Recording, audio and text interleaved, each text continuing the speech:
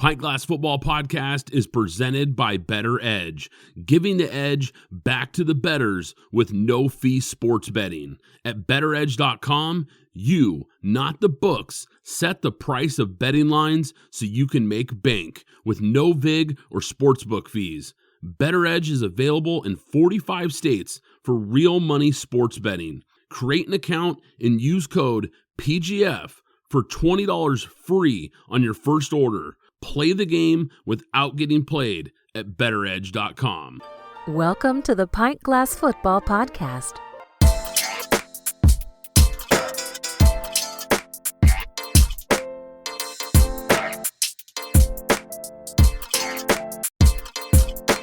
This is Pint Glass Football. Drink beer, talk NFL and college football.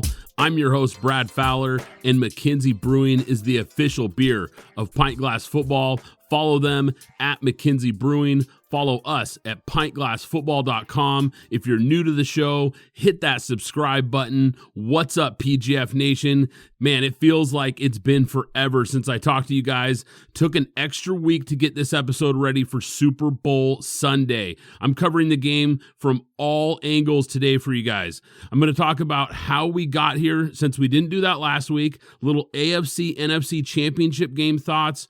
Where do the Bengals and 49ers go from here? Then break down the Super Bowl, Chiefs, Eagles, and what does a win mean for Patrick Mahomes' legacy if they win, and what would a win mean for Jalen Hurts? Breaking it all down with guest Jacob Camenker from the Sporting News. Then I'm going to get you guys ready for your Super Bowl party with Dean from the Tailgate Foodie. They make some of the best seasonings and rubs and sauces around. He shares a Super Bowl dish that combines Philly and KC style food that you guys can make for your Super Bowl party.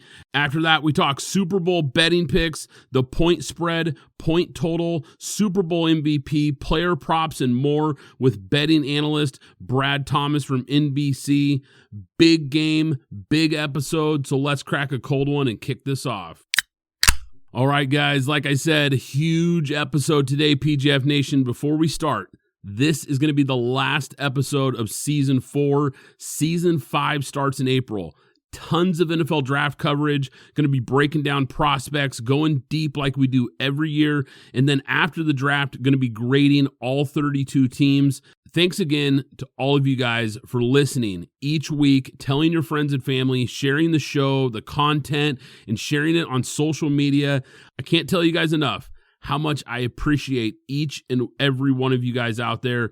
Be sure to follow on social media if you're not already, Twitter, Instagram, and Facebook at PGF Podcast, because I'm still going to be putting out content in the off season, and I'm going to be engaging with you guys on social media like I always do after the Super Bowl. So, like I said, Season 5 is going to start in April. Follow along on social media so you can stay updated on everything that's going on with Pint Glass Football. Before we get into the big game, though, I want to talk some news around the league. Since last time I spoke to you guys, there's been a lot of stuff that's been going on, some coaching hires and some things like that. So I want to jump into this before we get to all the big Super Bowl stuff. Starting with Tom Brady. Tom Brady retires.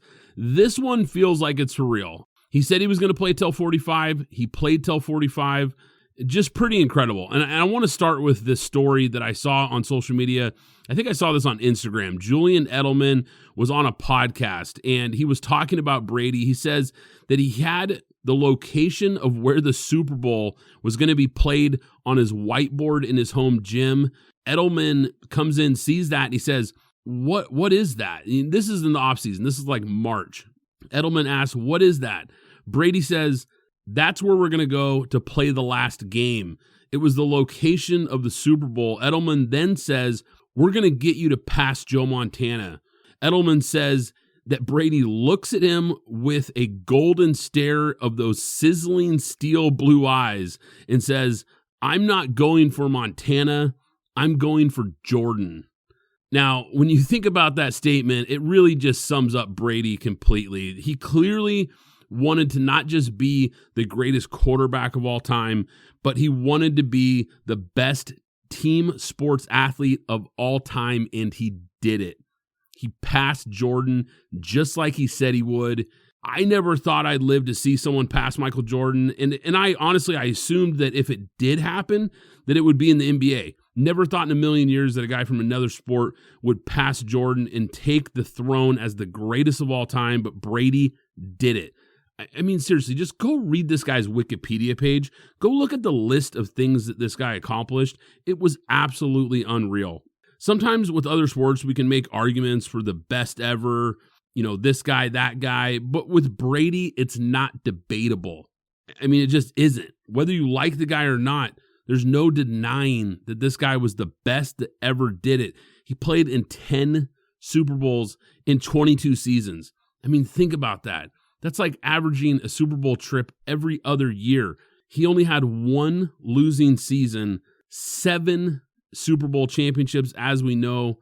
And those 3 Super Bowl losses, all those games were lost by 1 possession and a combined 15 points total. I mean, just think about that. He was that close to actually having 10 Super Bowl championships. The fact that he won 7, it's just unbelievable. The level of team success, the individual success, there's nothing that this guy didn't accomplish. 5 Super Bowl MVPs, multiple league MVPs, all the passing records. I mean, basically every record you can imagine. He absolutely redefined what it means to be the greatest of all time. I could do a whole episode on this guy's career. I mean, that's how incredible it was. He accomplished more than any athlete in history.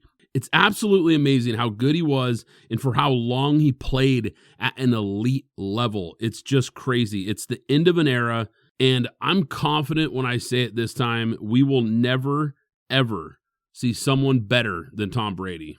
All right, there's been some NFL coaching hires that I want to jump into. Like I said, before we jump into the big game, Sean Payton becomes the new Broncos head coach. I was really surprised by this one. Now, when the Chargers job didn't open, I thought he'd go back to working at Fox and probably wait for a better opportunity next year.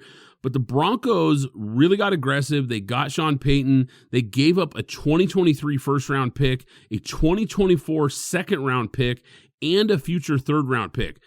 It's pretty crazy just how aggressive they were to go after Sean Payton. Now, look, they already gave up a lot of draft capital to get Russell Wilson. Now they're giving up 3 more picks for Sean Payton. I get why Denver made the move. It makes sense. Last year, they were a punchline, and they felt like they needed a legit NFL head coach in order to turn this thing around. Hackett was a joke. I mean, seriously, we talked about it pretty much all season. It was just an ongoing punchline for this team. But how much of this was on Russell Wilson? I mean, that's really the big question mark here. He was terrible. I mean, he literally went from one of the best quarterbacks in the league to maybe the worst starting quarterback in the entire league. And they're stuck with Russell Wilson. Like we've talked about on this show here, they're stuck with him because of that fat deal that he signed and what they gave up for him, all those draft picks. Russell Wilson's not going anywhere, so they got to make this work. Now, Sean Payton is on a short list of names that I think could fix Russell Wilson. Can he make him a top 15 quarterback with his offensive mind? Yeah, probably. But can he be the Hall of Fame level guy that we saw in Seattle? No. I think those days are gone. He needed mobility. That was the key thing for Russell Wilson. He needed mobility to set up his playmaking. He's never been a true pocket guy. Once his legs slowed down, like we've seen in the last couple of years, his game has slowed down too.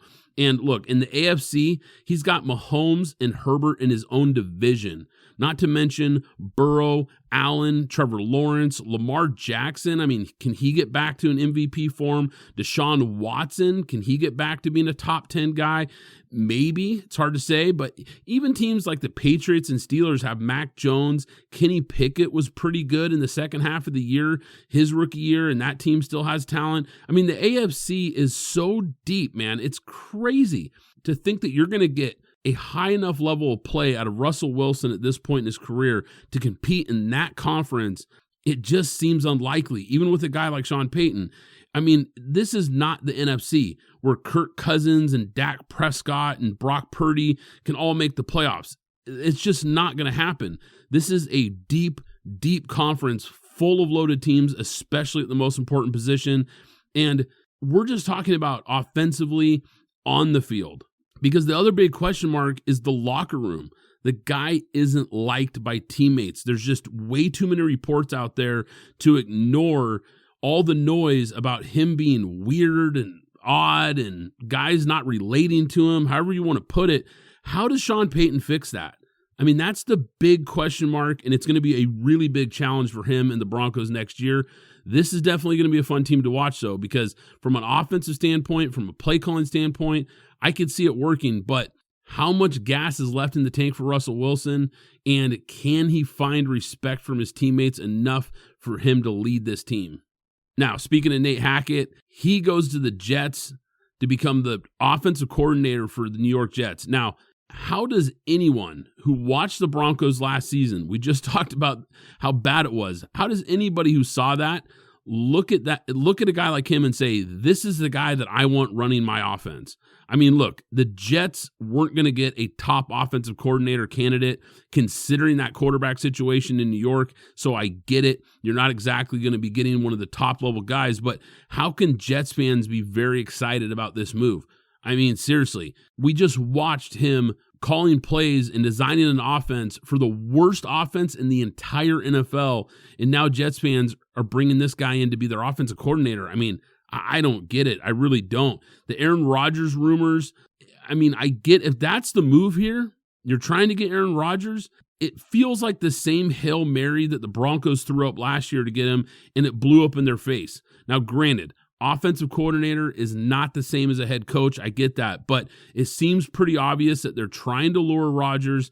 If that works out, great. If not, and the Jets are an average team with a lot of talent, then this coaching staff is going to be in trouble. Now, as far as Aaron Rodgers, he comes out and says he doesn't want to be a part of a rebuild, and this is after he signed a massive deal with the Packers. Now, we got to remember that. How can he expect the Packers to keep a high-level team around him when they had to restructure 6 contracts, release 2 rotational players, lose Pro Bowl center Corey Lindsey in free agency because this is a guy who wouldn't give the Packers $1 of salary cap relief when he signed that $134 million extension in 2018. If I'm the Packers, I'm ready to be done with this guy. He's become a serious headache, and his best football is over. Can he still play at a high level for a year or two? Yeah, I think he can, but why deal with it? At this point, this guy has just become more of a problem than a solution. And like I said, his best football is behind him, so just move on. If you're the Packers, I couldn't trade this guy fast enough. Get some draft picks, get some draft capital back there so you can start to rebuild this team. There's still a decent amount of talent on this team. It's time to see what Jordan Love can do at the quarterback position and start thinking about the future if you're the Green Bay Packers. All right, speaking of the future, I'm seeing reports now that the Colts are expected to hire Jeff Saturday as their head coach. I don't understand this franchise. The Colts went from Peyton Manning to Andrew Luck, and it felt like this organization was just so well ran for years. But the last few, it just feels like the organization is going off the rails. I mean, Jeff Saturday was clearly not ready to go from ESPN with no coaching experience to an NFL head coach. I mean, this is just starting to feel like a joke. We know that the ownership is a joke, and Jim Irsay and everything that he's been involved with in his past. And now it's feeling like it's starting to really spill out onto the field. I don't know what to make of this. If they end up hiring him, just be prepared for a really long season in Indy. Looks like Bill O'Brien is going back to the Patriots. Now, the media crushed Bill Belichick for the Judge Patricia move, the co-offensive coordinator position that he created with those guys. And look, the football media was right, and I hated it. Everyone saw this coming. I blasted this move. Just about anybody who covers the NFL blasted this move when it happened. But getting a guy like Bill O'Brien back as the offensive coordinator, this move makes so much sense. Now, he was bad as a GM in Houston, and I think a lot of people tend to look at that and not think very highly of the guy. But he's a really good coach. And being a good coach and being a bad GM, that's two different things. He's proven that he can be a good coach, a high-level coach. He's obviously a huge upgrade over the mess that they had last season, the familiarity with him and Belichick. It just makes too much sense. I expect the Patriots offense to be much better next season. Looks like the Panthers have hired Frank Reich to be their head coach. I think it's a really safe hire because you know what you're getting, and you're getting a real NFL coach with real NFL head coaching experience. But here's the thing. When you hire a guy like this, it's low risk, which means low reward. When you go and hire a college coach to be a first-time NFL head coach and it fails, this is usually what franchises do. They go and get a proven guy with a proven track record to come in there. I understand that, but I think we know at this point who he is as a coach. It's hard for me to see him taking this team and making them into a contender. Now, what they do at the quarterback position obviously is going to play a huge role going forward for them. The draft, who they acquire, if they draft a quarterback, those are all big question marks in the offseason to watch for this team. But I can't see them being a high-level team in the next year or two with him as the head coach. DeMeco Ryans gets hired by the Texans. I absolutely love this hire. I think he was, outside of Sean Payton, the best hire in this coaching cycle. This is a clean slate in Houston. They've got lots of draft picks to build with. They're in a bad division. I just talked about the Colts. They're a mess. The Titans feel like they peaked a couple years ago. Jags are on the rise here. They're starting to come up, but DeMeco Ryans has a better opportunity than I think people realize here in Houston. They have some nice young players to build around. If they hit on a quarterback in the draft, and they're clearly going to have a chance at one of the top guys, he's going to get that defense playing better day one. And if they can have a really solid draft with all these picks that they've got, I'm going to be excited to see what they do in April. Season 5, when we break down the draft, the Texans are going to be a team that we talk a lot about because not only do they have a high draft pick in the first round, but they've got a lot of picks. So it'll be really interesting to see how he kind of shapes this team going forward. But I think it's actually an exciting time for Texans fans. Kellen Moore is out in Dallas. He's taking over the offensive coordinator duties for the LA Chargers. And look, the Chargers just can't get out of their own way. I don't like this hire at all. When you look at this move for the Cowboys, though, getting rid of a guy like Kellen Moore, it just feels like Jerry Jones is saying, look, 12 wins and getting bounced into the playoffs isn't good enough.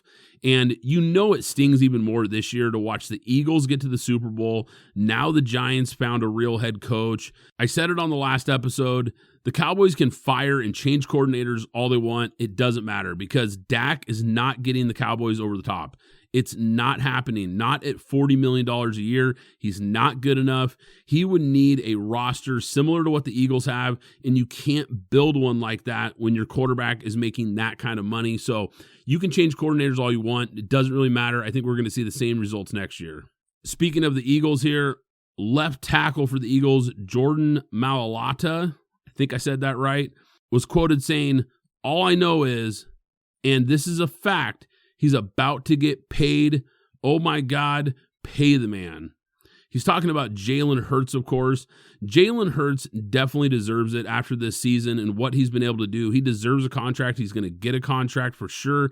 It was a big time put up or shut up year for him, and he took a big step this year. The amount of improvement that we saw from Jalen Hurts this year was pretty crazy. Now, he's 24 years old. He's got 1 year left on his rookie deal, and he's eligible for a contract extension. I think the Eagles are going to extend him. I think that much is pretty obvious at this point, win or lose this game.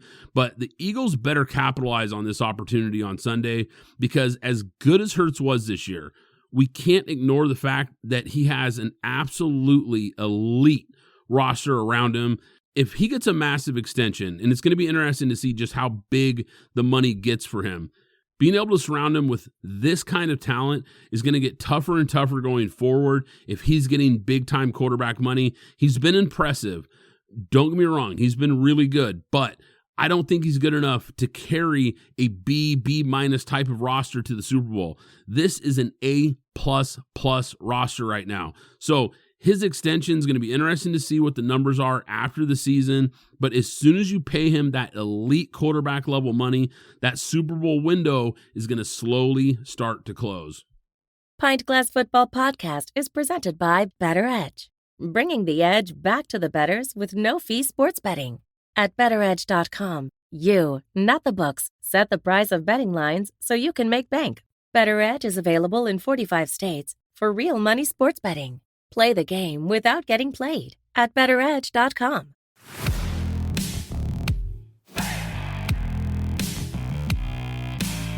Hello, you are listening to Sports Bliss with Rob and Chris. Join us every Tuesday and Friday for new episodes, where we discuss the latest in college football, NFL, NBA, with a focus on Florida sports. Plus, we will bring you plenty of laughs along with trivia, sports true crime, and would you rathers.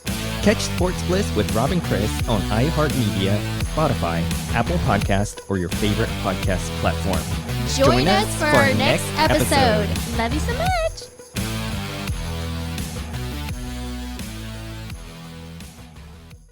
Welcome, everybody, to the I Need It Sports Podcast, a new refreshing take on all of the latest and greatest weekly sports headlines and a breath of fresh air from the same overused conversations you hear every day on sports TV. We're just a group of friends who love to talk sports in the group chat and figured, hey, why don't we bring our sports opinions to the mic and on camera? As you can find us on YouTube, Spotify, and Apple Music by the name of I Need It Sports Podcast with 4 E's and no spaces. Again, that is I Need It Sports Podcast with 4 E's and no spaces. But talking about sports isn't just all we do on this podcast. Let me pass it to my partner, Cam, and he'll fill you in on what else this podcast can bring you. Yeah, man. You can also find us on Twitter at INIS pod. Where we're giving you the best picks on a weekly basis to help you out on beating those bookies out there. So tune in, man. Yeah, man. This sounds like a new podcast you would want to try out. We would greatly appreciate you checking us out and following or subscribing if you like our content. It's your favorite kids from the neighborhood signing out. I need it. Excited to be joined by Jacob Camenker, who covers the NFL for the Sporting News and is the co-host of Walter Football NFL Picks podcast. Jacob, thanks for coming back on the show. Oh, thanks for having me, Brad. Glad to be here. Yeah, I'm excited. This obviously we know this is the funnest time of the year. NFL playoffs have been an absolute blast. Here we are, Championship Sunday in the rear view. The Super Bowl matchup is set. But before we jump into it, I want to get your thoughts on Championship Sunday.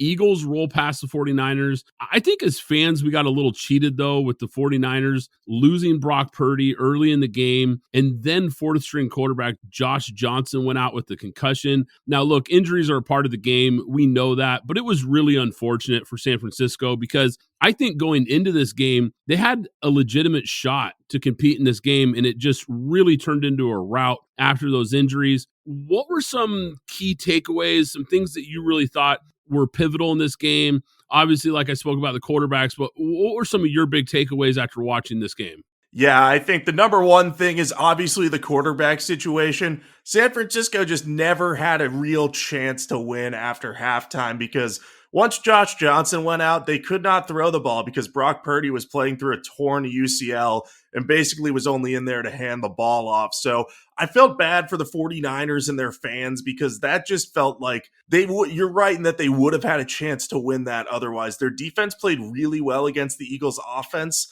really limited them in that first half. The only touchdown the Eagles scored early drive that had the Devontae Smith catch that wasn't a catch as a part of it. And really, aside from that, and aside from a couple of key turnovers, the Eagles weren't moving the ball that well. So the 49ers kind of handed it to the Eagles and could never get back into it. I think this just demonstrates, though, the one weakness that the 49ers had on their roster was at quarterback because we didn't know how Brock Purdy was going to perform.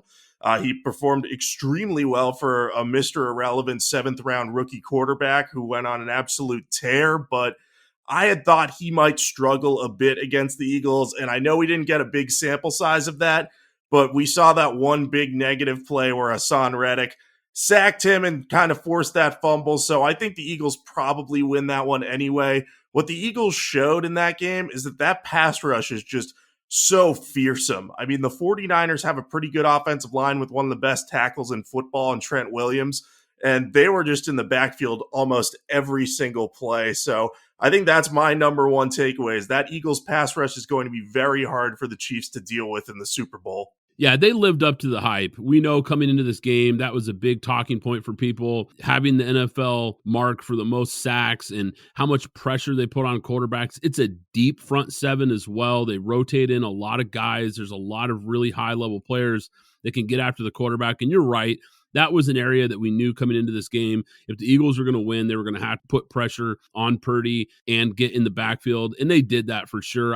I'm with you, though. I felt really bad for the 49ers. And I'm not a 49ers fan or anything like that. I just felt really bad because this was a team that was really clicking, really playing high-level football, really the whole second half of the year since the McCaffrey trade.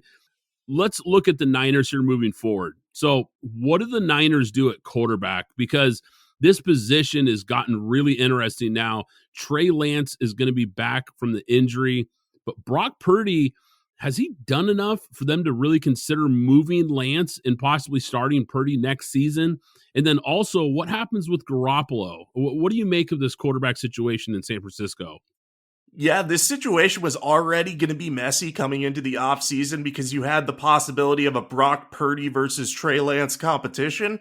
But now Purdy has that elbow injury too, and I believe it was revealed earlier today or earlier on Monday that he had suffered a full UCL tear. He's looking for a second opinion, but he might be sidelined for 6 months by that. And, anytime a guy has an injury to his throwing arm, that is concerning. So I think he's expected to be ready before the start of the next season, but we just don't know how it's going to impact him. So I think Purdy versus Lance becomes an interesting question because it's going to be a matter of, hey, which guy is healthy and which guy's going to get more reps and which guy, I think you would say they probably would have stuck with Purdy as the starter without an injury and Lance would have to overtake him. But now it's kind of like Lance is going to have a chance to prove himself. And I don't know that he'll do it, but we'll find out. It's going to be an interesting battle. As for Garoppolo, I think they were probably not going to re-sign him after this season, given that they had two young, cost-controlled quarterbacks on the roster. But maybe Purdy's injury changes that calculus. Maybe they say to Jimmy G, we need a potential stopgap in case Purdy and Lance can't get healthy. But there are a lot of paths that they could take either way. And I think the door's really wide open after Purdy's injury. That's how I'm seeing it right now. So anything can happen in that QB room. Wow, that is fascinating. Yeah, and you're right. That injury, not only was it terrible for Niners fans because of the NFC Championship game and what it potentially cost them in that game, but you're right. It makes the waters really muddy going into next season because there's so many different possibilities. I think you laid them out perfectly. I want to shift gears here. Bengals, Chiefs, the rematch, AFC Championship game. This one lived up to the hype. This was a great game that was close all the way to the end. Kansas City just made a few more plays than Cincinnati. I think it's fair to say, though, that we just saw the two best quarterbacks in the NFL right now, and we could see this matchup multiple times down the road. And if that's the case, I mean, sign me up. I think this has been an absolute blast, this kind of budding rivalry that we're seeing here in the AFC. But unfortunately, with this game, the officiating in this game has become one of the big talking points. What did you think of the game, both teams, how they played, and then also your thoughts on the officiating as well? Yeah, I thought the game was very exciting. I'll start with the officiating because that's been brought up a lot and is a big controversy. Obviously, there was a lack of consistency with the calls, and there were some really questionable moments. The one that stood out most to me was when they shut down that third down play because one of the referees from deep in the secondary had blown the play dead, but the play had really already started and already began to happen. So that was, and they basically awarded the Chiefs a free second chance on third down. So it was an odd situation to say the least, and I know we had a lot of calls like that throughout it. But I will say the officiating didn't have as much of an impact, I think, as people are making it out to be. The officiating was certainly not consistent, not great, but every time a bad call went against the Bengals, they seemed to find a way to either get a stop or get a first down to kind of counteract it. If you go back and take the sum of the officiating mistakes and kind of compare it to what ended up happening, there wasn't like any one drive where you look at it and say, oh man, the Bengals were really completely had a score taken away from them here, or the Chiefs got away with one, or the Bengals got away with one. So I know officiating is a gripe of fans, and I understand why, but I don't think that this ultimately had a huge impact. The problem is it's a story during the AFC Championship game, and you never want that to happen. I think in terms of the on-field play, I think you're dead right. This is a budding rivalry. These two teams played very hard. There were adjustments on both sides, especially the Bengals after a really slow start to the game. They came out with a great defensive plan in the second half that Patrick Mahomes was able to overcome. And I think Joe Burrow showed a willingness to adjust the game plan. He was holding the ball a little too long early, and Cincinnati's patchwork offensive line wasn't holding up because of that. And I think that slow start is ultimately what doomed the Bengals. But both teams had a chance to win. The thing I was most impressed with, though, Patrick Mahomes was playing 1 week after a high ankle sprain.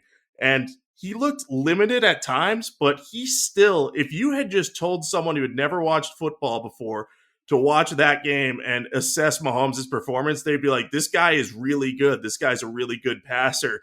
And maybe they'd say he's not that mobile or he can't move around as much as the other guy. But I think that Mahomes showed a lot of guts toughing through that ankle injury. We saw him hobbling on the field at times. And really, all things considered, he played an excellent game and was really a big, big part in that Chiefs victory. So I give Patrick Mahomes a lot of credit for that. He established that he's the best quarterback in the NFL.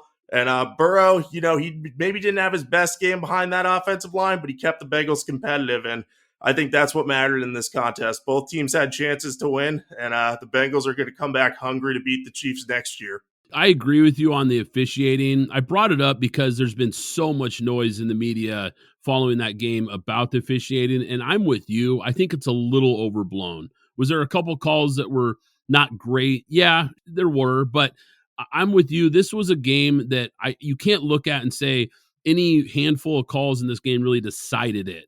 There was some stuff that I don't think is great for the league. Like you mentioned, when you're talking about a showcase game like this, a championship game, and the officiating becomes a part of the storyline, that's obviously not what Roger Goodell and the NFL want. So from that standpoint, not a great look, but the game itself was great. And it was an awesome game. It was such a good battle between these quarterbacks.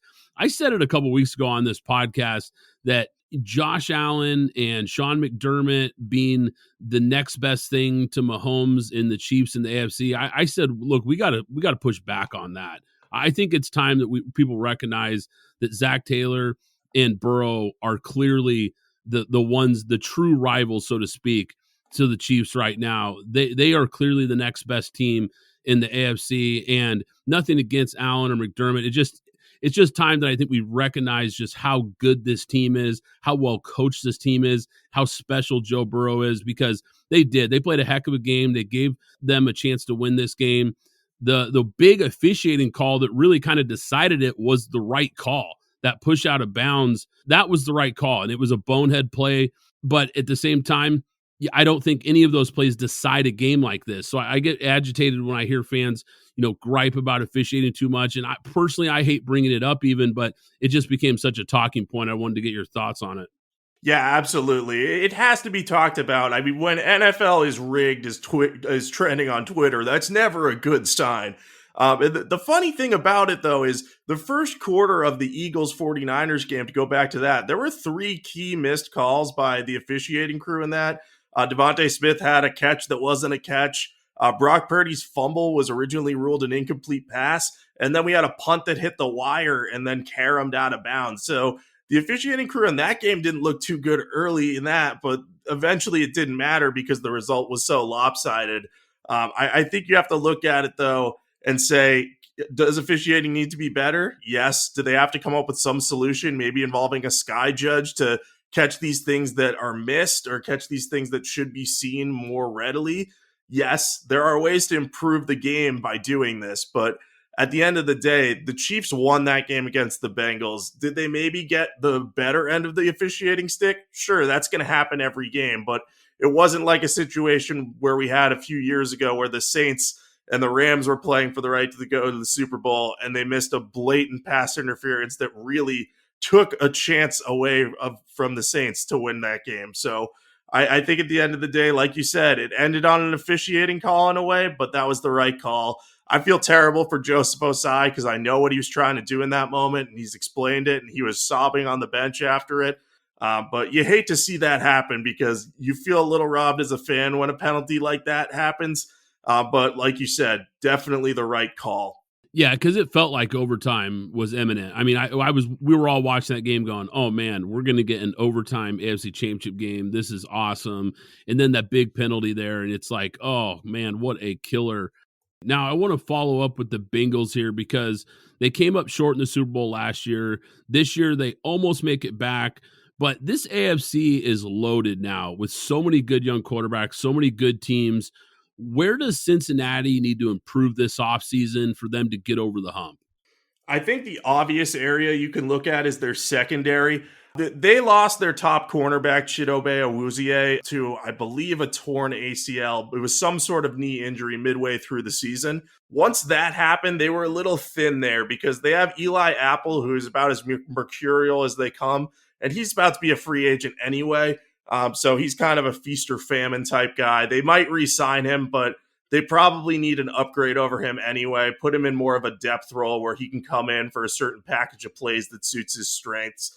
They're developing some young corners there, but they could still use some help there. They also have their top two safeties. I think Jesse Bates III and Von Bell.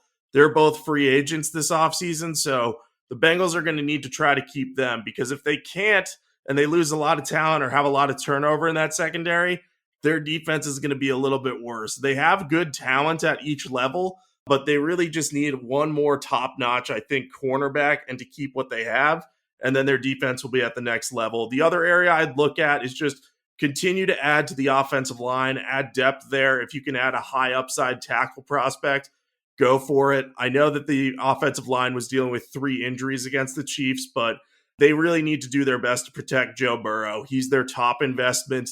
As well he should be because he could lead them to another Super Bowl appearance at the very least and possibly win one. So I think that's going to be their focus is protecting Burrow, adding to that defense, and maybe adding some more talent and depth at receiver too because they have a great receiving trio, but T. Higgins is going to need to be paid soon. And once they get extensions for Burrow and potentially Jamar Chase, I don't know if they can afford to keep Higgins in addition to those two. Obviously in the AFC with all these good quarterbacks, it's so loaded at the position. You have to have a good secondary. It's just a must. If you're going to advance in the playoffs and make a run at the Super Bowl, I didn't think about wide receiver. I think that's something that people might overlook because like you said, people often talk about maybe the best trio receivers in the NFL, but you're not going to be able to pay all these guys. And that's a great point. The good thing about receiver is it's always a deep position. It feels like coming out of college nowadays in the NFL draft. Now, I want to jump into the big game here. Super Bowl Sunday coming up, obviously. We've got the number 1 pass offense, number 1 pass defense. This is the 3rd time that's happened in the Super Bowl history. The last 2 times the defense won the game, but the Eagles haven't faced a quarterback and a play caller like Mahomes and Reed. On the Eagles side of the ball, they probably have the advantage on both lines of scrimmage, which we know is always key in any matchup. What are some key matchups that you're going to be looking for in this game? Yeah, the number one thing I'm focused on is that Eagles pass rush against the Chiefs pass rush, or rather the Chiefs offensive line. We saw a couple Super Bowls ago when the Chiefs played the Buccaneers that Patrick Mahomes was under constant heat, and that just took the wind out of the sails for that offense. And I know 2 things about that. I know Mahomes was injured in that game, but he's still going to be recovering from that high ankle sprain, even if he's close to 100% in this game. So I think there's some similarities there. The bigger difference is that Chiefs have a better offensive line now. So I think they're going to be in good shape to try to compete with this Eagles pass rush. But as you mentioned earlier, they are a deep unit. I think they have 78 total sacks. 70 came in the regular season. 8 have come in their 2 playoff games. And they have 4 players with at least 11 sacks. Hassan Reddick, Brandon Graham. These guys have just gotten after quarterbacks constantly this regular season. And I think they're going to do it again with Mahomes. I think Mahomes is still going to get his points. He's still going to get his yards. But all it takes is one big play from the Eagles defense, one strip sack or one very well-timed sack that forces a punt for the Chiefs, and they're going to have a chance to kind of control the game. The other side of the ball, I think the Eagles' offensive line is also going to be important, but I'm looking more at their receivers against the Chiefs secondary. The Chiefs have a lot of young guys playing at cornerback, Trent McDuffie and Jalen Watson and Joshua Williams. Those 3 rookies are 3 of their top 4 cornerbacks. They played a lot last week with L'Jarius Sneed concussed. and they're going to face a real test against Devontae Smith and A.J. Brown. You can argue that those two guys could be number one receivers in whichever, if they were on separate teams. And I don't think a lot of people in the league would argue against that. They're a really great receiver tandem. They're going to have a lot of moves up their sleeve to kind of trick these rookies. And Nick Sirianni's going to scheme up some stuff for Jalen Hurts to take downfield shots. So the Chiefs need to be ready on that back end. They have good safety play, so they'll be able to protect against it a bit. But, all it takes is one burned cornerback, and the Eagles could kind of pull away a little bit and try to keep the Chiefs at an arm's length. So those are the two biggest matchups I'm looking forward to. But when I look at those two, it leads me to want to favor the Eagles in this game ever so slightly. Yeah, I think from a roster standpoint, to me, it's pretty clear. I think the Eagles have the advantage. And like we've both kind of touched on here, the matchup in the trenches is going to be huge. And I think the Eagles do have the advantage there. It's going to be interesting to watch, though, because I do think the two most important positions, so to speak, in football are head coach and quarterback. And I'm checking the boxes easily for Kansas City as far as that goes. You've also got the experience factor, which sometimes can get overhyped, but just the fact that this team has so much playoff experience, Super Bowl experience for a lot of these guys as well. I wonder how that plays in. Or do the Eagles come in with any jitters, butterflies? It's going to be really fascinating. This is a really, really interesting game. It's a really interesting matchup. Two very different styles of teams, and just how this plays out is going to be really interesting. I'm also curious to see if the Chiefs are going to change anything up as far as maybe trying to establish more of a running game. We know Isaiah Pacheco has been really good this year. Is he a guy that kind of can bring more balance to the offense? If can they get a little more balance and slow down that pass rush a little bit from the Eagles? I think there's just a lot of different matchups that are going to be fun to watch here. How do the Eagles cover Kelsey? How much attention do they put on him in the middle of the field? I want to talk legacy here, though, before we get done here. If Kansas City wins this game, Mahomes is going to have 2 rings and 3 trips to a Super Bowl. His resume is already Hall of Fame worthy, but where does he start to rank as far as all-time greats? What does another ring do for his legacy? I think another ring puts him at the top of that group of guys with 2 rings. I think pretty clear cut, because he'll have 2 MVPs to his name as well. I think you could probably make a case that Peyton Manning probably deserves to be in front of him because he has the longevity at this point. But it would be very easy to imagine a world where Patrick Mahomes would be able to surpass Peyton Manning on that all-time list. So I think you're talking about him as probably a top all-time quarterback. Tom Brady remains the gold standard. Joe Montana's right up there. Peyton Manning's up there as well, but I think you can get into the debate. If Mahomes wins another Super Bowl, and he almost certainly is going to win MVP this year, I don't think there's much doubt about that at this point. I think 2 MVPs and 2 Super Bowl rings, a lot of people will make the case that, hey, he's already a top 5 quarterback, and he's still got potentially, or hopefully at least, another decade left in his career. We're talking 10 years from now, he'll be 37. He could play 15 more years if he takes care of himself, stays healthy. So, yeah, if he wins this Super Bowl this year, I think he vaults into the top 5 already. That's just off the top of my head. Maybe I'm ignoring a few more historical guys that I should be including in that one. But I think there's going to be a lot of talk about Mahomes being definitively the best quarterback in the NFL right now, and being among the all-time greats already at such a young age. Just incredible. I mean, really incredible. And when you think about it, even if they lose this game, just going to another Super Bowl, I think, does add something to the legacy as well. But if they're able to get it done, like you said, he gets another ring, another MVP this year, I think the question starts to become, where does he rank? I think we have to start really asking ourselves, does he belong in that Mount Rushmore range, that top 5, kind of top 4 range? I think there's a real discussion to be had if that's the case. And man, what a career this guy has had starting out, because like you said, he still potentially has a lot of football left. Who knows where he could end up on this list when it's all said and done. Now, on the other side, if Jalen Hurts and the Eagles win this game, where do we rank him among NFL quarterbacks? And if that's the case, and obviously with this, even if they don't, but the success we've seen from him and this team this year, do you think more NFL teams are going to start looking more and more at running quarterbacks and developing a system around their skills like we've seen from the Eagles? because they can put an elite roster around a young quarterback like this when you're not paying him big money. Yeah, I do think you're going to see a lot more running quarterbacks get attention because of what Hurts is doing.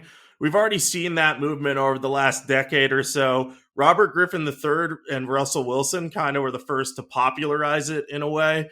Obviously, Robert Griffin III's effectiveness was cut short by that unfortunate injury, and Russell Wilson has increasingly moved away from scrambling as his career has gone on, as you would expect, because you don't want to take too many hits. But I think teams will look at mobility as a big difference maker. I don't think it will be hey, does this guy have enough mobility to be a quarterback? I think there's always going to be a place for the more traditional pocket passer to build systems around. But Hurts' success is going to show teams that, hey, if we get a young guy in here and he's still developing as a passer, so long as he can run, we can build a roster around him, we're going to have a chance to compete for a title. Now, Hurts has the added advantage of being a pretty accurate quarterback, or at least he avoids turnovers and really negative interception type plays, especially when he's healthy.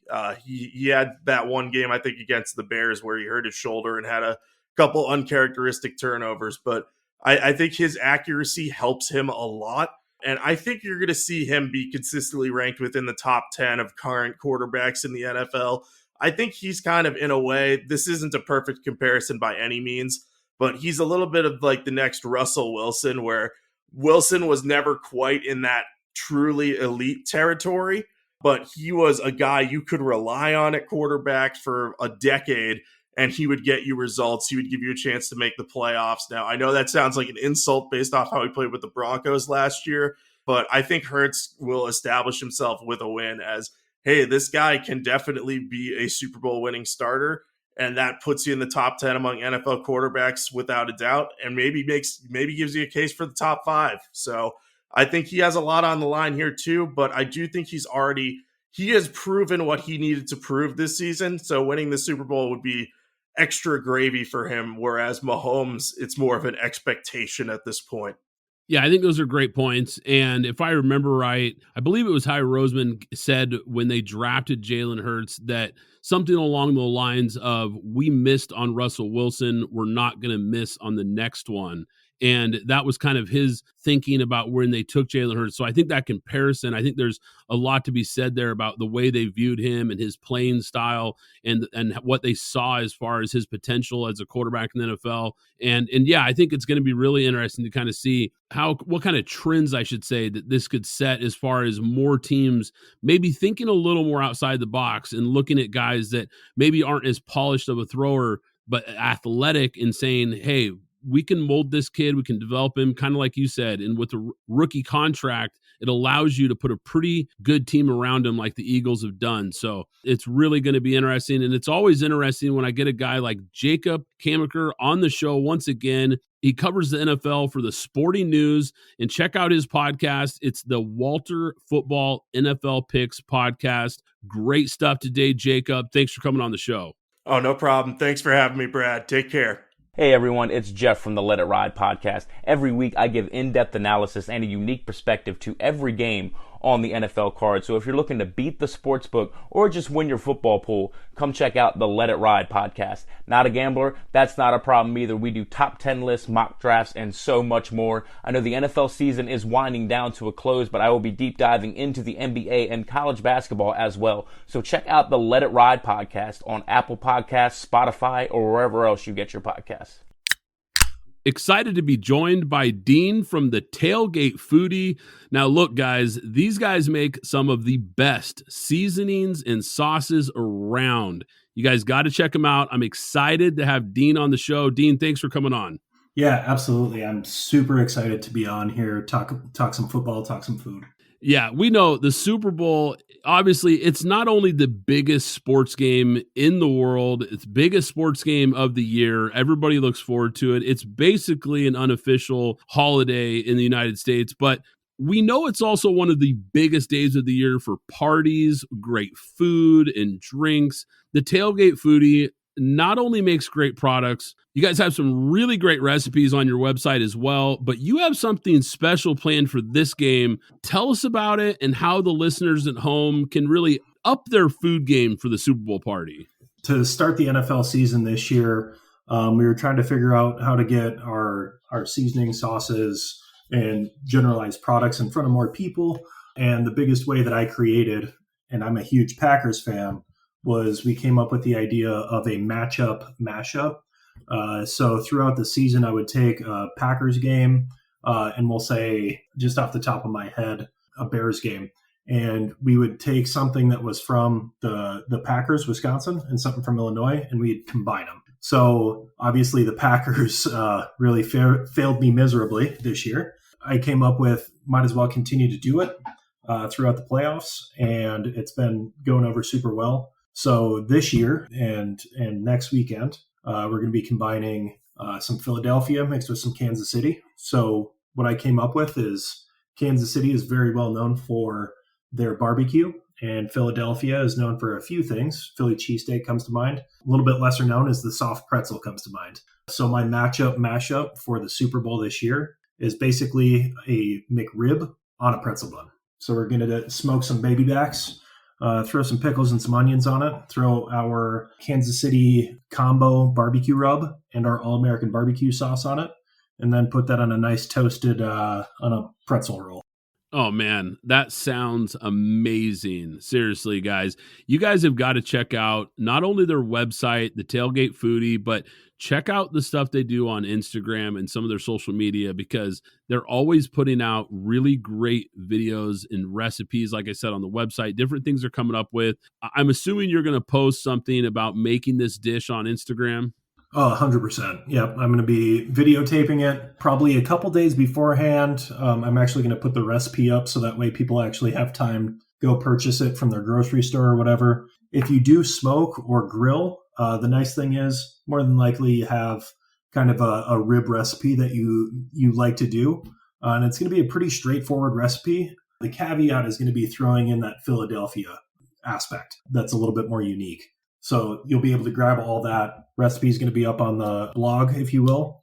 And the other cool thing that we do is we have a QR code on the side of our seasonings, which takes you to a cookbook dedicated to that seasoning.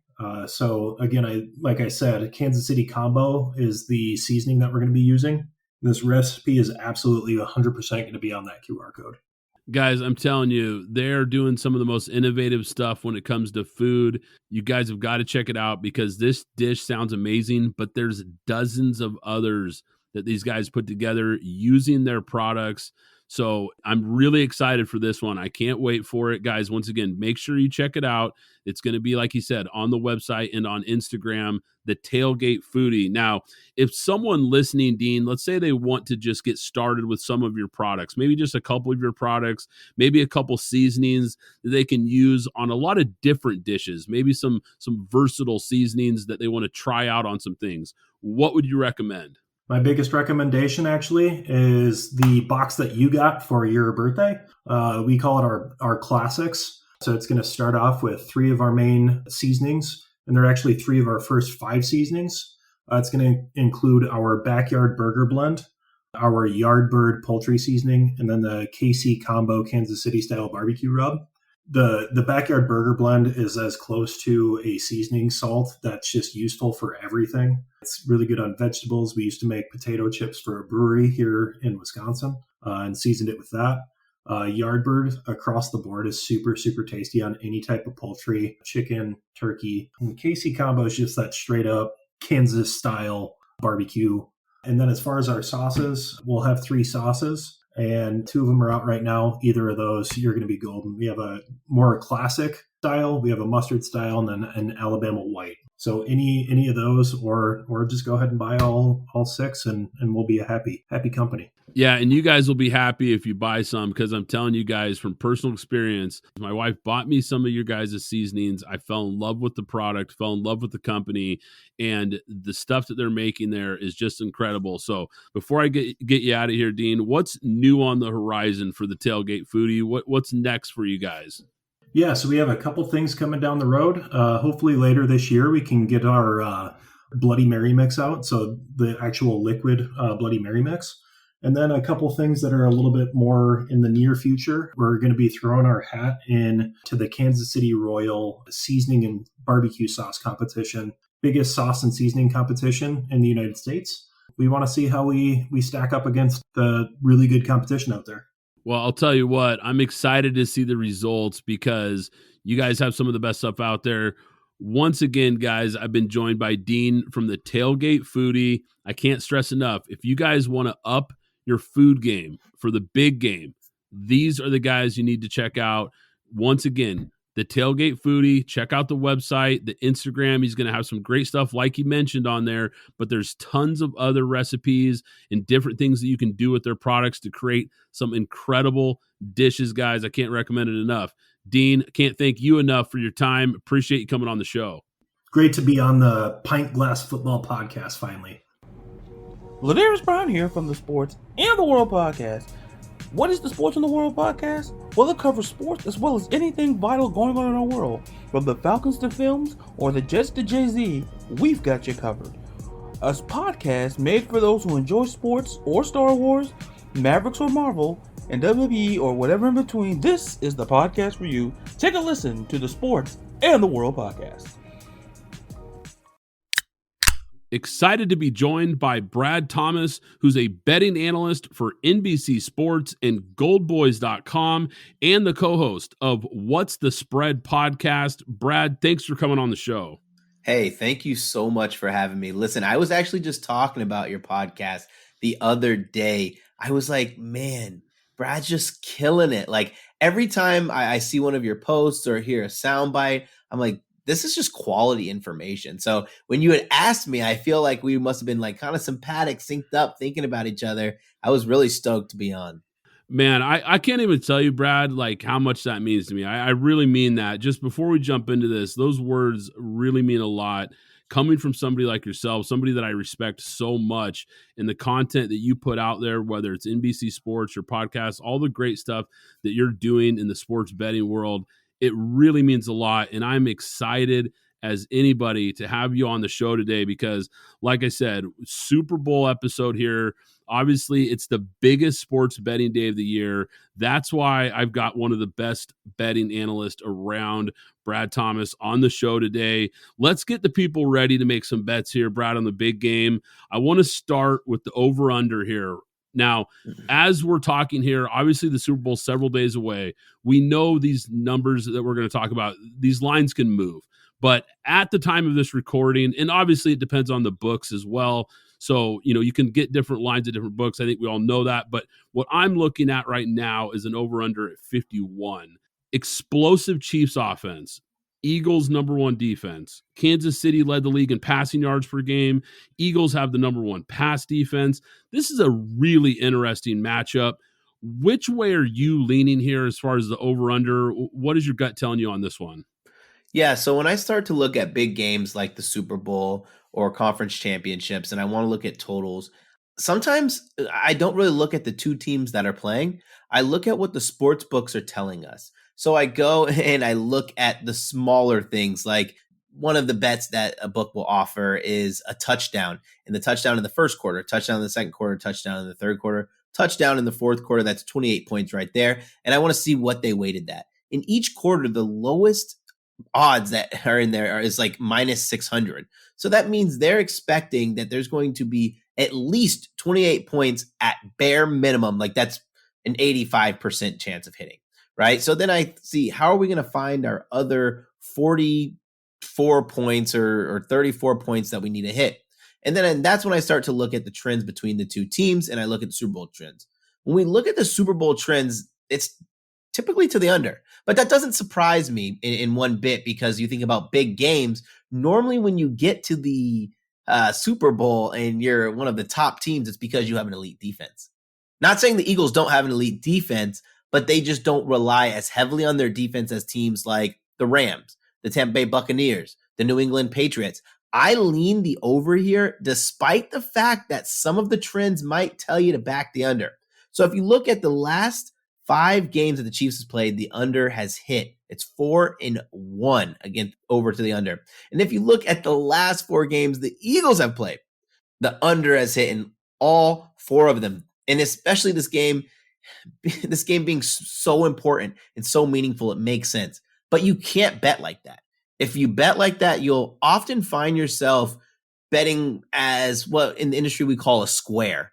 Or, oh, look at these trends. These trends are so nice. If betting was that easy, we would all be rich. I lean the over because how explosive both of these teams are. And what you said it best about their explosiveness that I'm going to add on. They're not only explosive, they can get you points when they need them. At no point in this game, like let's say one team jumps out to a 21-0 lead. At no point in this game do I count the other quarterback out. And you know what that is? That's great for the over. So I do lean the over in this one. Yeah, that's a really, really smart take right there. And it's exactly why I bring somebody like yourself on here, because you're right. I think we tend to fall in love with trends and some of the things that some of those talking points, but it's low hanging fruit. And you're right. Yeah. You got to dive a little deeper here when you're looking at these matchups. And I think you hit it perfectly. And I'm with you. I like the over in this one as well. And typically I tend to lean under in Super Bowls and big games. But this one feels a little different because you're right. These are two teams that can really put up explosive plays. I think you hit on it perfectly when you said, a 21-point lead. You're not going to feel like the game is out of reach, unless it's late in the game. But if it's 21-0 midway through the first or early second quarter, I don't think either one of these teams is going to feel like they're out of this game. And you're right. That definitely screams over. So I like that pick. I'm with you on that one big time. Let's jump into the point spread here. Now, the Chiefs opened as a 2.5-point favorite at some books, but if you blinked, you missed it because that line moved really quick, and it moved all the way to the Eagles as 2.5-point favorites. Now a lot of books have the Eagles down to 1.5-point favorites. A lot of line movement here. Which way are you leaning here? What is that line movement telling you? Because I'm thinking there's a lot of sharp money coming in on both sides here. Am I right in thinking that? Yeah, and we have to. So let me just say this. A lot of people are going to use the different services out there like Action Network, the lines, where they tell you how much money is on one side or the other.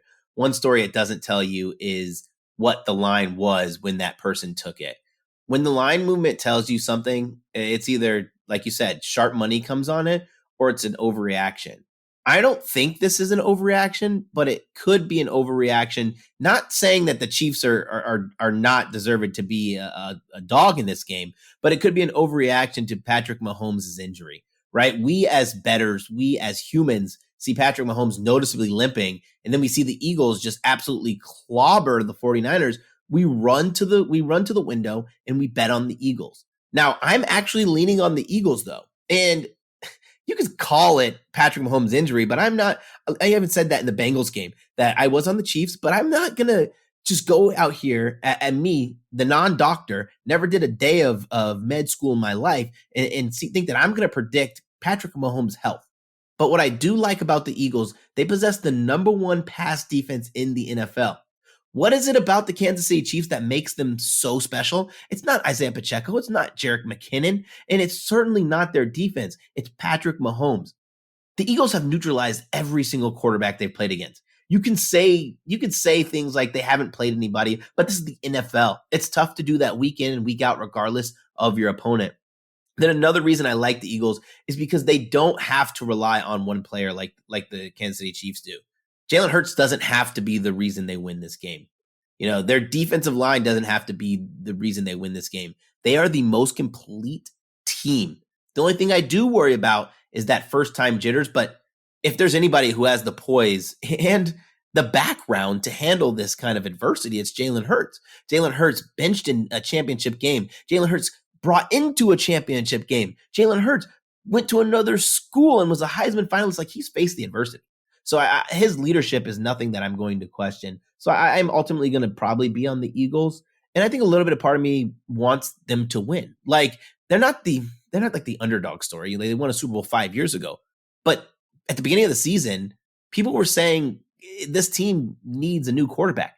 They don't know if Jalen Hurts can be the guy that lead them. And whether you say Jalen Hurts didn't do all that's special, he didn't have this amazing, crazy season. That's neither here nor there. It's just the fact that the storylines will alter a little bit because once you win a Super Bowl, it's stuck with you for life. I mean, hey, look at Nick Foles. He's an awful quarterback, and he's still getting playing time because he has a Super Bowl victory under his belt. Yeah, it's a good point, and it's an interesting game. And I think the line is close for a reason, because I think we do have the two best teams in the league here. And I think when I look at the Kansas City Chiefs, I look at the two most important things in football, in my opinion at least, is head coach and quarterback, and they check those boxes. And you touched on it too, the experience factor, which I admit sometimes can get overrated in these matchups, but I think it does play to them a little bit, obviously with so much championship experience with this team. But when you look at the Eagles, you also touched on something that I've been saying for the last several weeks. This roster is the deepest, best roster in football. And they just beat the second best roster in football in the 49ers. Now, granted, the quarterback situation in that NFC Championship game was a mess, but nonetheless, they handled that team pretty easily. And it really just goes to show you how talented this team is. And Jalen Hurts didn't do anything special in that game at all. And quite frankly, the offense wasn't even that special. And you look up at the score and it's a blowout. And it just goes to show you how good this team is at so many different levels. And the one big advantage that the Eagles have, I feel like, is the most important advantage on the field, and that's the offensive and defensive lines. And we know, people that love to play fantasy and all that stuff, we get enamored and, we fall in love with wide receivers and quarterbacks and the kind of the flashy positions. But people that really follow the game close, they know it's won in the trenches, and it's always been that way. It's always going to be that way. And I think the Eagles do have the edge there. So I can understand why this line swung to the Eagles because of that. And I think if they're able to control the line of scrimmage on both sides of the ball, if they're able to get the Chiefs in third and long situations and get them behind the chains, and if they're able to run the ball like they want to, I think that it bodes well for this team. Mahomes is kind of that X factor. Andy Reid is kind of that X factor. I think they're going to have to be special in this game to pull it off, and they're certainly capable of it. I think that's why this matchup is so much fun. Yeah, no, I love that you said have to win this in the trenches, because if you think about the Bengals Chiefs game, the Chiefs won that in the trenches, but this offensive line is night and day different than the Bengals offensive line. Yeah, you're absolutely right. And the Bengals have a nice a D line. They've got some nice players, don't be wrong, but this is a whole different level. This D line is nasty, and it's one of the best defenses as far as the front seven, especially. It's one of the deepest front sevens I can remember in a long time, with so many guys that can bring pressure, so many guys that can come off the edge, they can push the pocket. There's just not really any holes on this team. And when you look at it, it's a very complete roster, and it's going to be a real test for these Chiefs. There's no doubt about it. Is there a money line bet that you like here? I know we talked about the point spread. It's really close. So are you laying the points on the Eagles and putting some on the money line as well then? No, what I would probably do, so there's a long time till game time, and this is just from a betting standpoint, is I would wait. I would just wait as long as you can, right? And see what happens. If you end up getting, if the Chiefs become like a plus 130 dog, whether you think they're going to win the game or not, I think that's a situation where you just kind of got to take it, because they're so close. These two teams are so evenly matched that you're giving me an extra 30 cents of value. Anytime, if me and you are flipping coins and you're going to say, Brad, you're going to get a 12%, 15% edge just to start off with, I'm going to say, heck yeah, I'll take that every time. And that's kind of what I feel about this game in the money line. Yeah, that's a great point, and I agree with you, because it is a pretty even matchup, regardless of how you feel about who you think's the better team or whatnot. On paper, this looks like a great matchup, and it looks like it could be a really close game. And from that standpoint, what you touched on there is something I always like to look at when I'm making picks, is the value. And I think there's value, like you said, if it gets to plus 130, there's definitely going to be value. It sprinkle a little bit on that Chiefs money line. It definitely, because there's no doubt it could pay off for you. Now, I want to move into some of the fun stuff here. player props is something that we've seen really explode in popularity the last several years. Lots of player props out there, over-unders on passing yards, interceptions, touchdowns, rushing yards. I mean, you name it. There's just a ton of them out there.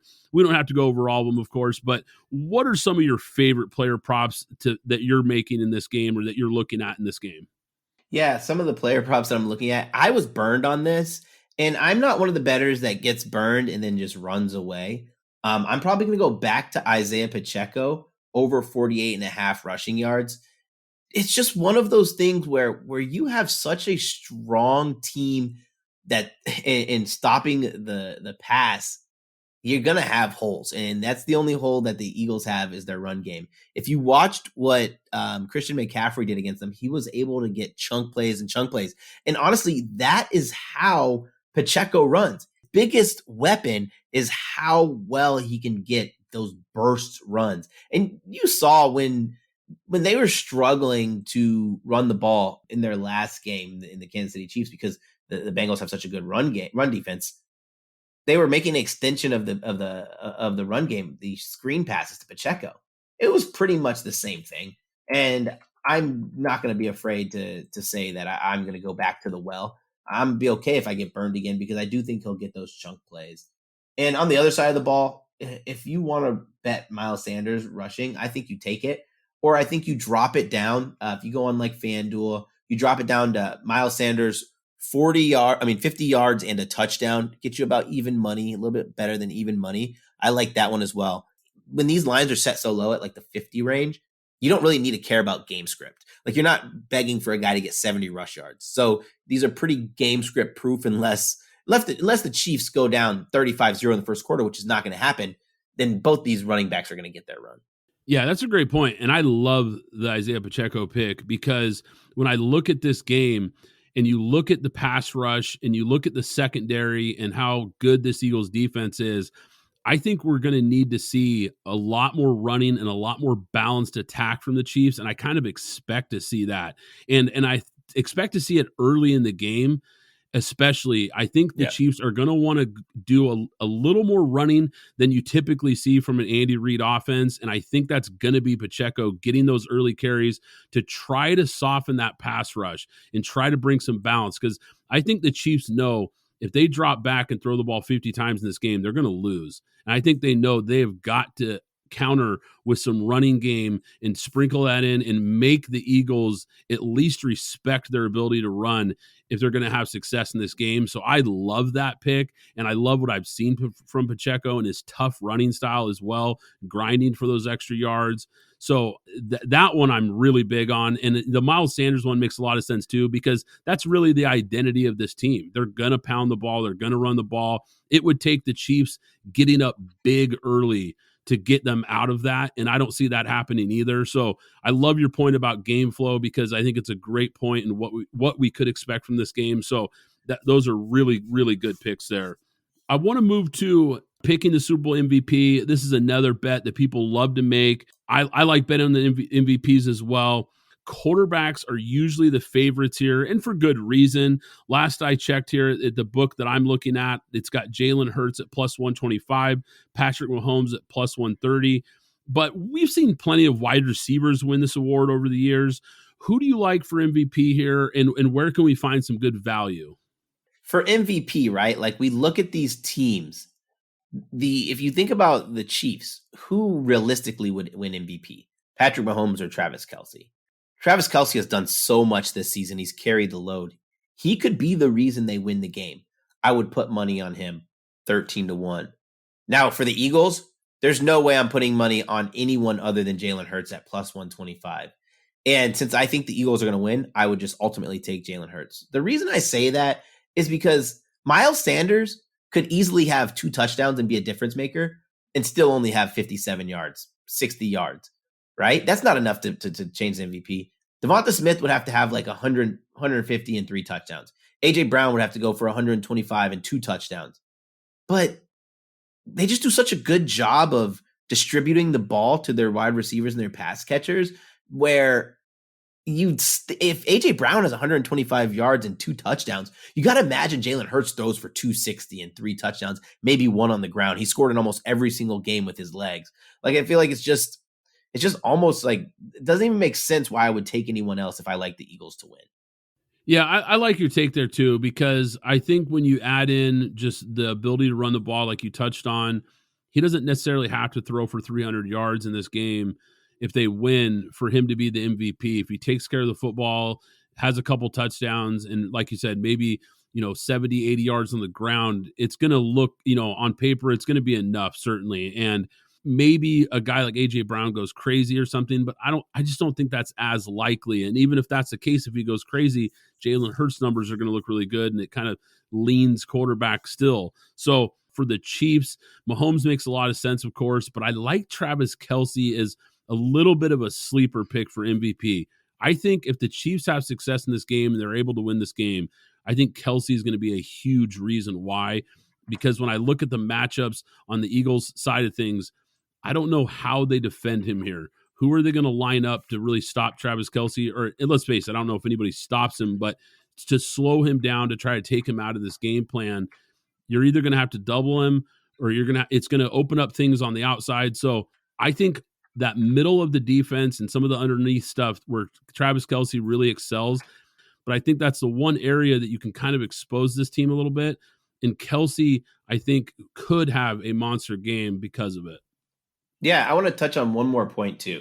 Like, I'm not a huge parlay guy. Like, I'll be the first to say it that I love making straights. I love making my money a little bit at a time. Less stress, But if you like Jalen Hurts to win the MVP, right? Why on earth would you pay 125? Why wouldn't you just take Eagles money line parlayed with Jalen Hurts anytime touchdown score for plus 223? I think you get a ton more value there. I don't think he wins the MVP without getting at least 1 on the ground. Like, when has it been Jalen Hurts beat you through the air? Like, never this season. Like, he does have a couple touchdowns, but like, he doesn't have these heroic performances unless he's running one in. So I think you get a lot better value by doing that.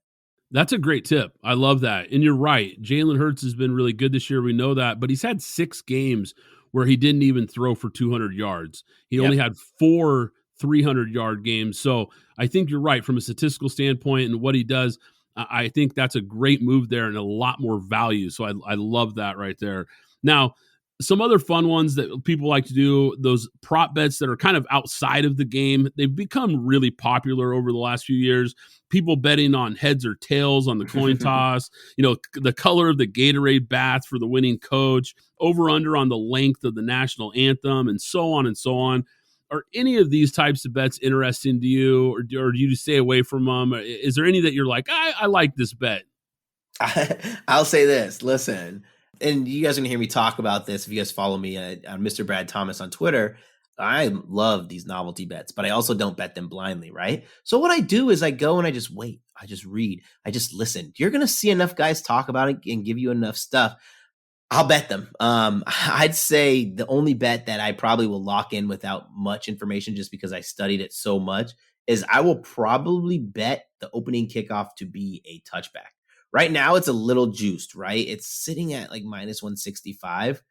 But if you want me to go and place this bet, right, I'm going to parlay this thing with probably like a couple other, like, I don't know, I want to say surefire bets, but like minus 300, minus 400 bets that I like throughout the week. So that way I have a bunch of tickets of kickoff be a touchback at plus 100. It's just a way I can get extrapolate a little bit of value. But if you are a person who is not an everyday bettor and you don't have this massive bankroll, or you're going to spend a ton of time placing bets, you want to have a little bit of thrill, I don't mind playing at minus 175. Like, I'll probably put a couple $100 on it just like by itself that way if I don't end up finding any good parlay legs, because these are 2 strong leg kickers playing indoors. And that's all I need to say about that.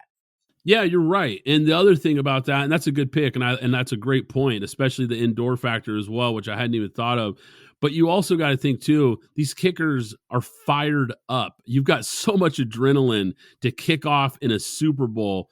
I mean, it's almost natural that you're going to boom one just from the sheer adrenaline being fired up for the moment. So, and with, like you said, with the conditions being perfect, I think it's pretty likely that we're going to see that. So that's a great pick as well. Before we get out of here, any long shot bets, any just dice rolls that you're out there thinking, you know what, I'm going to throw a couple bucks on this?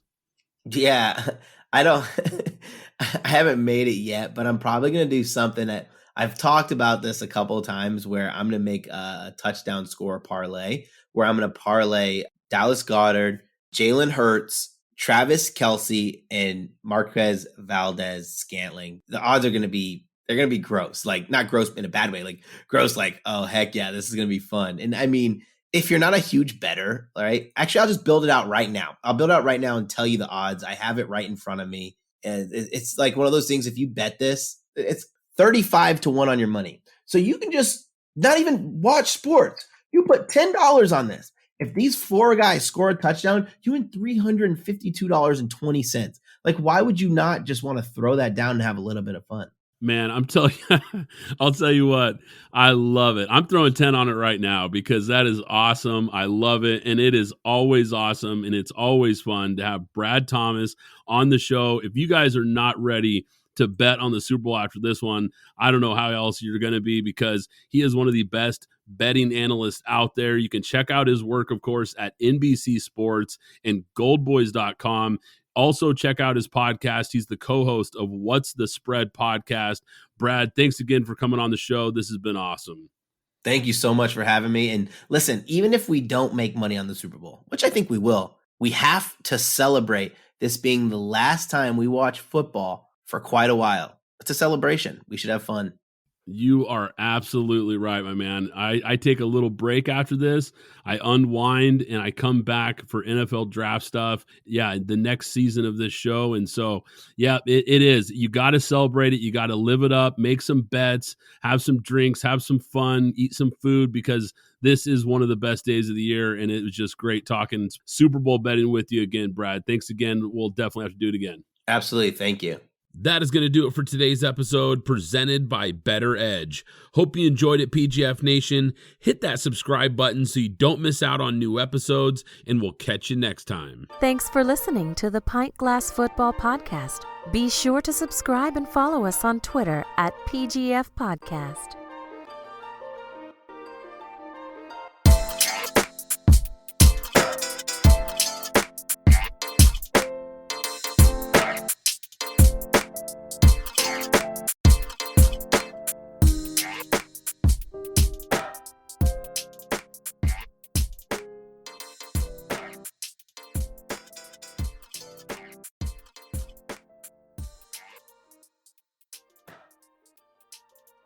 What's up, bench warmers? It's Jimmy Pilato, one half of the Far End of the Bench podcast. Today, I'm going to talk to you about becoming a bench warmer.